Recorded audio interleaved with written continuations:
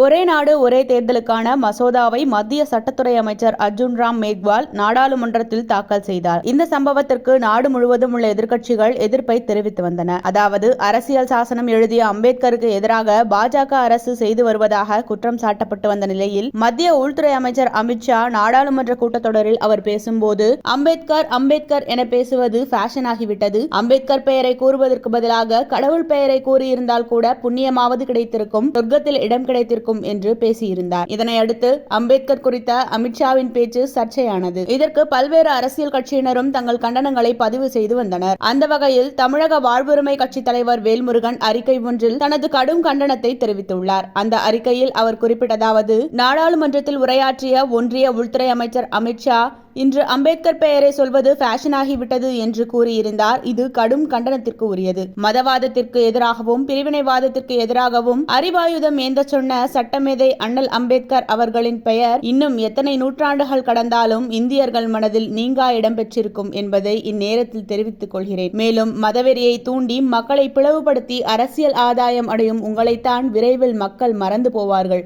என்பதையும், வரலாற்றிலிருந்து நீங்கள் விரைவில் அப்புறப்படுத்தப்படுவீர்கள் என்பதனையும் சங் பரிவார் கூட்டங்களுக்கு நினைவுபடுத்த விரும்புகிறேன் என்று அந்த அறிக்கையில் குறிப்பிட்டிருந்தார். மேலும் இந்த சம்பவம் நாடாளுமன்றத்தில் பூதாகரமாக வெடித்து நாடாளுமன்றமே போர்க்களமாக மாறியது.